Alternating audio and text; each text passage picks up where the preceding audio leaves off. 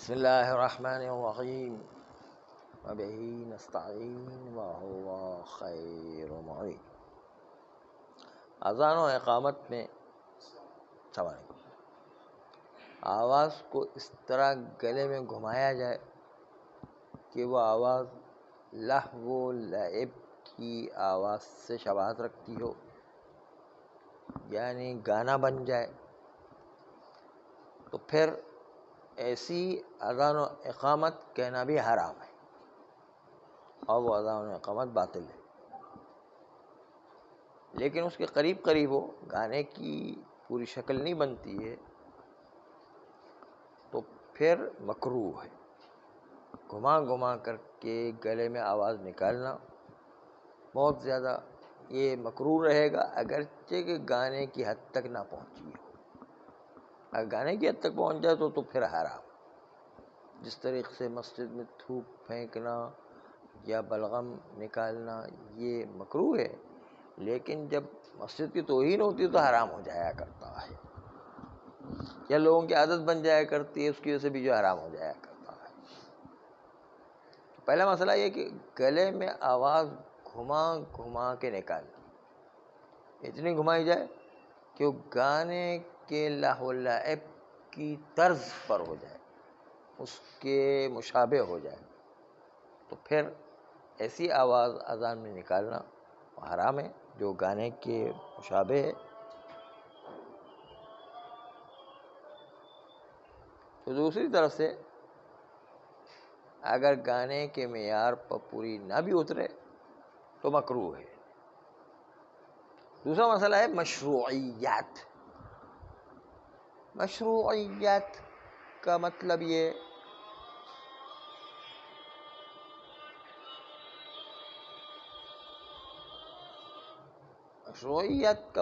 ہے کہ شریعت میں اس کی اجازت دی گئی ہو۔ تو آپ دیکھیں گے شریعت میں اجازت ہے، لیکن اجازت کے باوجود وہ تاکیدی تو اب مستحب بنتا ہے نہیں، یہ ایک الگ مسئلہ ہے۔ مشروعیت کا مطلب اللہ کی طرف سے شرعی طور پر اجازت ہے، مشروعیت کا مطلب۔ اب آئیے کہ اگر ہم مسجد میں گئے اور دیکھا کہ نماز جماعت ختم ہو چکی ہے، لیکن ابھی تک صفیں ٹوٹی نہیں، صفیں بندھی ہوئی ہے ابھی تک، اور لوگ صفوں میں بیٹھے ہوئے ہیں، ہم اب گئے تو اذان و اقامت کہنا کوئی ضروری نہیں ہے، اذان و اقامت ساقط ہے۔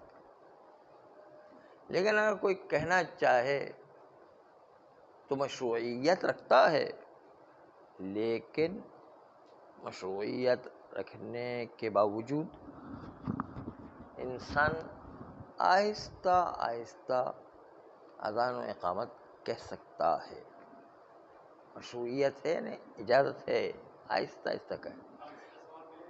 ہاں، اذان و اقامت کا تھوڑا ثواب ملے گا، لیکن وہ کم مستحب تاکیدی نہیں رہے گا۔ لیکن اگر جماعت کے ساتھ پڑھنا چاہتے تو پھر تو کہا کہ بالکل بھی ہرگز اذان و اقامت نہ دیں جب تک کہ صفیں بندھی ہوئی ہیں۔ بس ایک تو مشروعیت یہاں پر ہے۔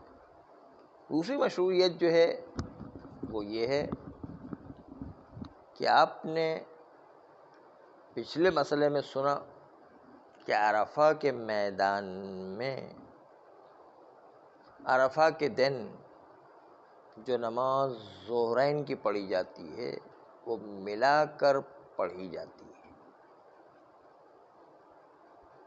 اور ملا کر پڑھی جانے کا مطلب یہ ہے کہ اگر کوئی اس کے درمیان جو اذان ساقط ہوتی تھی اور الگ سے پڑھنا چاہے تو الگ سے پڑھنے کی مشروعیت ہے، لیکن احتیاطاً ایسا نہ کیا جائے۔ مشروعیت ہونا الگ ہے، لیکن احتیاط کی بنیاد پر ایسا نہ کیا جائے۔ اس طرح مزدلفہ اور مشعر الحرام کے میدان میں مغرب عشاء ملا کے پڑھنا ہے اہل سنت بھی پڑھتے ہیں، دونوں ملا کر کے، وہاں پر بھی مشروعیت احتیاط ہے کہ وہاں پر جو ہے ملا کر کے نہ پڑھی جائے۔ تو عرفات میں مشروعیت ہے، لیکن پھر بھی بہتر ہے کہ ملا کے نہ پڑھی جائے، اور مزدلفہ میں بھی مشروعیت ہے لیکن بہتر ہے کہ ملا کے نہ پڑھی جائے، بلکہ دونوں کو جو ہے وہ ساتھ پڑھی جائے، دونوں کو الگ الگ نماز نہ پڑھی جائے۔ دونوں الگ الگ نمازیں پڑھنا مشروعیت ہونے کے باوجود نہ پڑھی جائے تو بہتر ہے، احتیاط واجب کی بنیاد پر الگ الگ نہ پڑھی جائے۔ اس مقام پر جو ہم مسجد میں داخل ہوتے ہیں اور اذان ساقط ہو جایا کرتی کیونکہ صفیں ابھی تک بندھی ہوئی ہیں، اس کے علاوہ اور باقی کسی مقامات کے اوپر اذان ساقط ہونے کی 6 شرائط ہیں۔ نمبر 1 کہ مسجد میں یہ اذان و اقامت ساقط ہوتی ہے، مسجد کے علاوہ کسی اور جگہ پر اذان و اقامت ساقط نہیں ہوا کرتی ہے۔ پہلی شرط ہے کہ مسجد میں ساقط ہوتی ہے، کسی اور جگہ پر جو ہے اذان و اقامت ساقط نہیں ہوا کرتی ہے۔ دوسری شرط یہ کہ اذان و اقامت پہلی والی جماعت کے لیے کہی گئی ہو۔ پہلی والی جماعت کے لیے اذان و اقامت کہی نہیں گئی تو دوسری والے کے لیے کیسے ساقط ہوگی؟ اس لیے پہلی جماعت کے لیے اذان و اقامت کہی گئی ہو تو دوسری والی جماعت کے لیے اذان و اقامت ساقط ہوا کرتی ہے۔ نمبر 3 کہ جو پہلی جماعت برپا ہوئی وہ جماعت باطل نہیں ہونا چاہیے۔ اگر پہلی والی جماعت باطل تھی کسی بھی وجہ سے، اس کی اذان و اقامت نہیں مانی جائے گی، بلکہ دوسری مرتبہ جو ہے دوسری جماعت جو کھڑی ہو رہی ہے اس کو اپنی اذان و اقامت الگ سے کہنا پڑے گی۔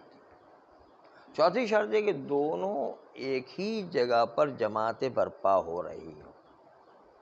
ایک ہی جگہ سے مطلب یہ کہ اگر پہلی جماعت والوں نے ہال کے اندر نماز پڑھی ہے اور دوسری جماعت والا چھت کے اوپر نماز پڑھ رہا ہے تو ایک جگہ نہیں کہلائے گی، پھر تو الگ الگ جگہ ہے۔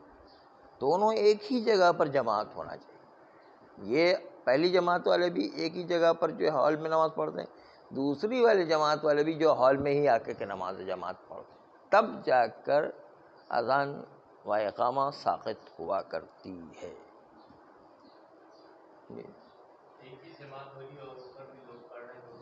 ہاں پھر ٹھیک ہے، اگر وہ بھی جو ہے جماعت کا حصہ کہلائے گا نا، پھر ٹھیک ہے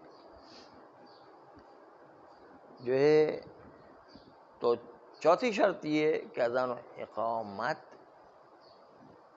اقامت اس شرط پر ساقط ہوگی کہ جب ایک ہی جگہ پر دونوں جماعتیں برپا ہو۔ نمبر 5 کہ پانچویں شرط یہ کہ دونوں ادا کی نیت سے انجام دی جا رہی ہو۔ ایسا نہ ایک ادا و ایک قضا ہو تو پھر وہ جماعت کافی نہیں ہے، بلکہ اذان و اقامت وہاں پر ساقط نہیں ہوگی۔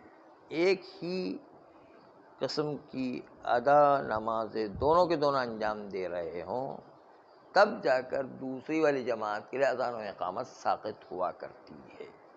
اور چھٹی اور آخری شرط اذان و اقامت کے ساقط ہونے کی یہ ہے کہ مشترک وقت ہو، یعنی پہلی والی جماعت والے بھی ظہر اثر کی نماز پڑھ رہے ہوں، یہ لوگ بھی ظہر اثر کی نماز پڑھ رہے ہیں، یا پہلی جماعت والے ظہر اثر کی نماز میں سے ظہر کی نماز پڑھ چکے، آپ عصر کی ان کے ساتھ پڑھ رہے ہیں تو عصر کی جماعت کے ساتھ آپ ظہر کی اس کے ساتھ پڑھیں، وہ عصر پڑھ رہے ہیں آپ ظہر پڑھ رہے ہیں تو ایک ہی مشترک وقت ہے نا، مشترک وقت میں پڑھ رہے ہیں تو بھی چل جائے گا۔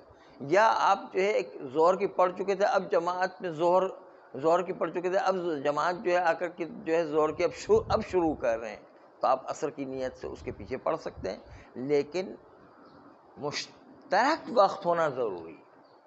اذان و اقامت کے ساقط ہونے کے لیے ادا نماز کے علاوہ مشترک وقت ہونا ضروری ہے۔